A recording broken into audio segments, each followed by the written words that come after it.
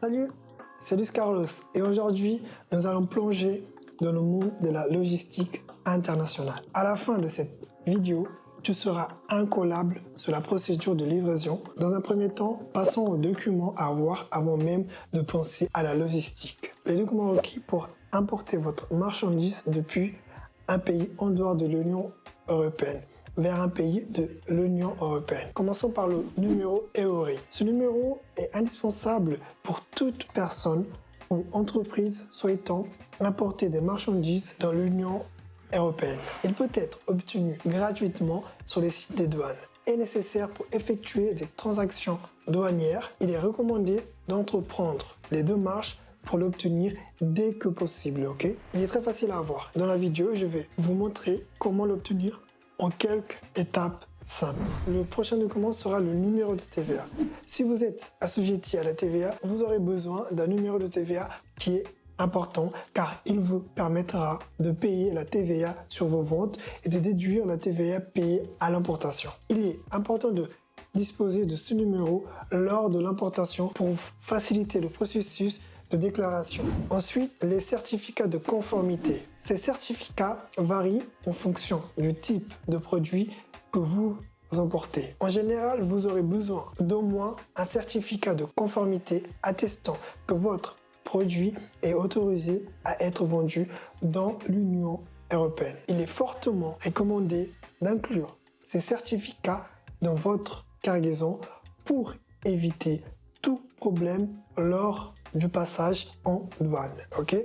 En veillant à disposer de ces documents importants, vous pourrez mener à bien le processus d'importation de vos marchandises vers l'Union européenne de manière efficace et conforme à la réglementation. La création de cette vidéo a demandé beaucoup d'énergie et d'efforts. Si vous trouvez ces informations utiles, je vous encourage vivement à vous abonner à la chaîne, activer la cloche pour être notifié des nouvelles vidéos et à laisser un pouce bleu pour favoriser le référencement. Votre soutien compte énormément pour moi et me motive à continuer à produire du contenu de qualité. Merci infiniment. Passons à la suite. Maintenant, je vais vous montrer comment obtenir un numéro EORI. Laisse-moi t'éclairer. Le numéro EORI est essentiel pour l'importation en dehors de l'Union européenne. Il s'agit en quelque sorte de ta carte d'identité dans le monde du commerce international. Pour obtenir ce précieux sésame, c'est simple. Tout d'abord, rends-toi sur le site des douanes Soprano. Il va falloir créer un compte et ensuite valider les informations. Le seul document qui va être nécessaire, c'est votre extrait de cabis. On peut demander ce numéro seulement une fois qu'on a créé notre structure. Donc je vais vous montrer. Vous avez juste à aller sur le site douane.gouv Soprano. Ne t'inquiète pas, je vais mettre le lien dans la description que tu puisses le trouver facilement. Ensuite, vous avez à créer un compte, appuyez sur « Je m'identifie ». Ensuite, il faut s'inscrire et vous n'avez qu'à remplir le formulaire. C'est un formulaire assez simple et vous pouvez le faire tout seul. Une fois que tu as rempli le formulaire, dans environ 24 heures, tu devras recevoir en retour ton numéro EORI. Ça sera ta clé pour débloquer les portes de l'importation en toute légalité. Il est important de noter que tu ne peux pas contourner cette étape. Tu dois être enregistré dans leur système pour pouvoir importer légalement. La deuxième étape importante dans le processus d'importation est de vérifier attentivement la conformité de vos marchandises avec les normes européennes. C'est essentiel pour éviter tout problème lors du passage en douane. Imaginez-vous votre marchandise bloquée à la frontière.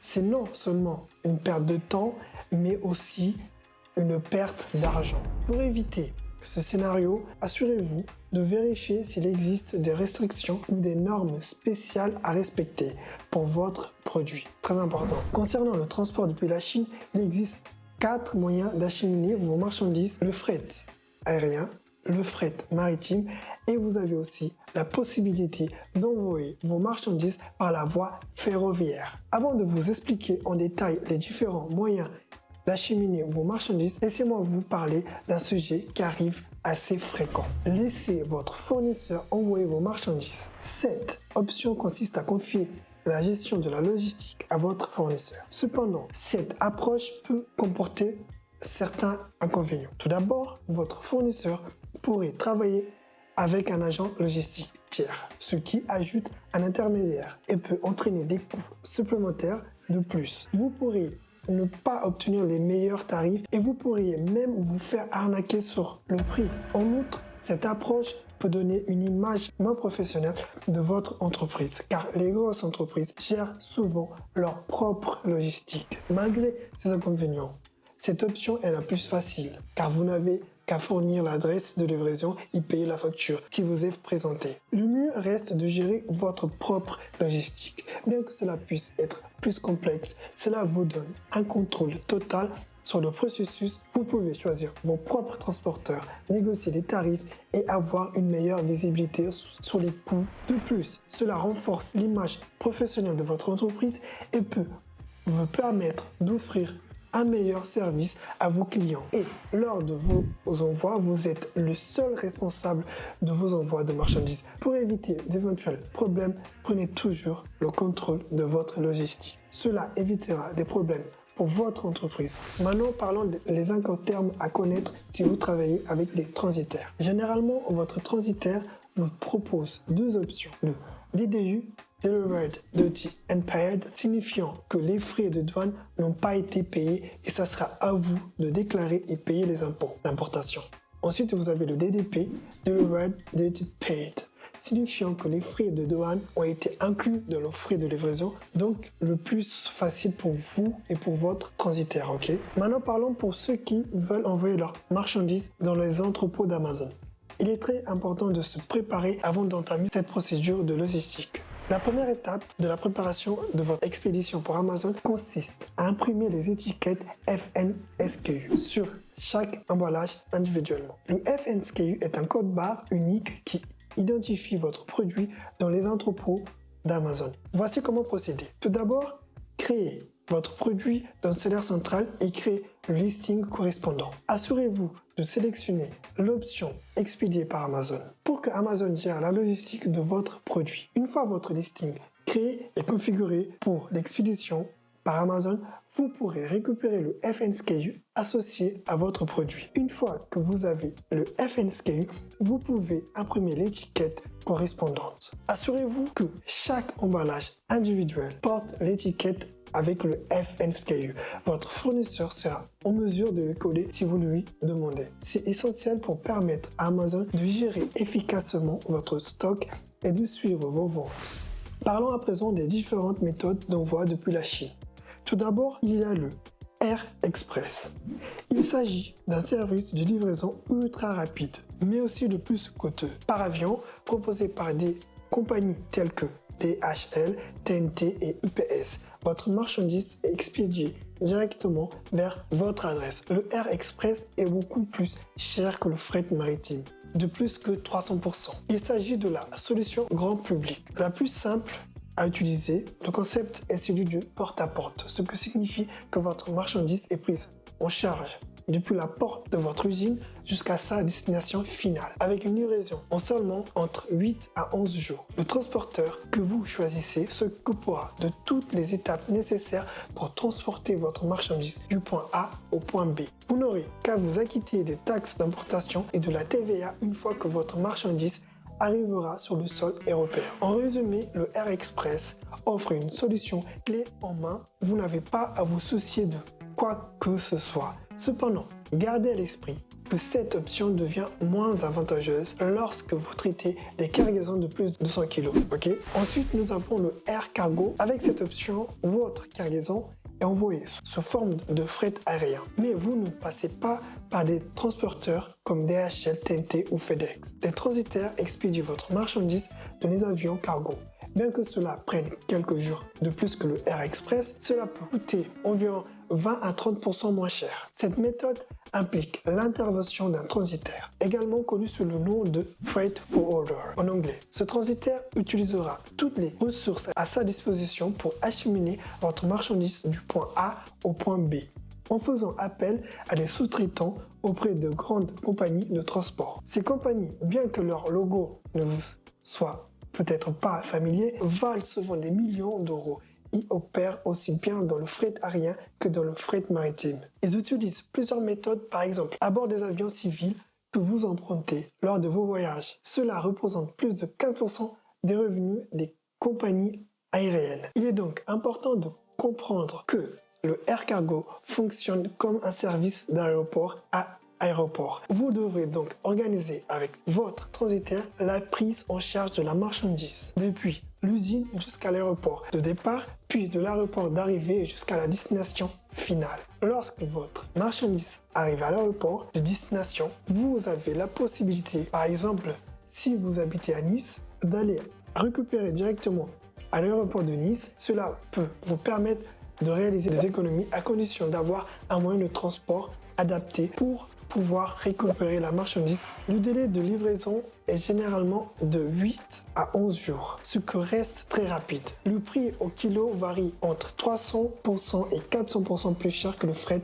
maritime. Mais il est possible de descendre les coûts si vous expédiez des volumes très importants. Cependant, il est important de prendre en compte les formalités et les coûts supplémentaires par rapport au Air Express. En effet, il y a des frais de prise en charge de la marchandise depuis l'usine jusqu'à l'aéroport de départ, ainsi que depuis l'aéroport d'arrivée jusqu'à la destination finale. De plus, il y a des frais de chargement et de déchargement, et éventuellement des frais de stockage si votre marchandise reste longtemps avant d'être embarquée. Toutes ces formalités et ces coûts supplémentaires font que le air cargo devient vraiment avantageux lorsque vous expédiez une cargaison d'un minimum de 200 kg. Pour résumer, si vous devez expédier de la marchandise de petite taille ou réaliser des marges très importantes, la voie aérienne est vraiment la plus rapide et la plus adaptée. Passons maintenant à l'importation par voie maritime. Cette option consiste à expédier votre marchandise par bateau. C'est le mode de transport le plus lent, prenant plusieurs semaines, voire plusieurs mois en fonction des ports et des destinations. Cependant, c'est généralement le moins cher en termes de coût d'expédition. Vous avez deux options. Full Container Load, où vous louez un conteneur entier pour vous tout seul, et le SLL, Less Than Container Load. Dans ce cas, plusieurs clients regroupent leurs marchandises dans un même conteneur. Il est important de savoir que la livraison par bateau se fait de port à port. Ainsi, il vous incombe de bien négocier ce que l'on appelle les incoterms de livraison. En FOB, Free On Board signifie que l'usine s'engage à mettre la marchandise à bord du navire. En ce qui concerne le délai de livraison, il est nettement plus long par rapport au fret aérien, avec des délais allant de 35 à 50 jours lorsque tout se déroule bien. Comme on le sait, le temps, c'est de l'argent.